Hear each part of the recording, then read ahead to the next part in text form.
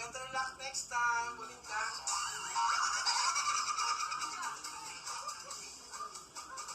Okay, next.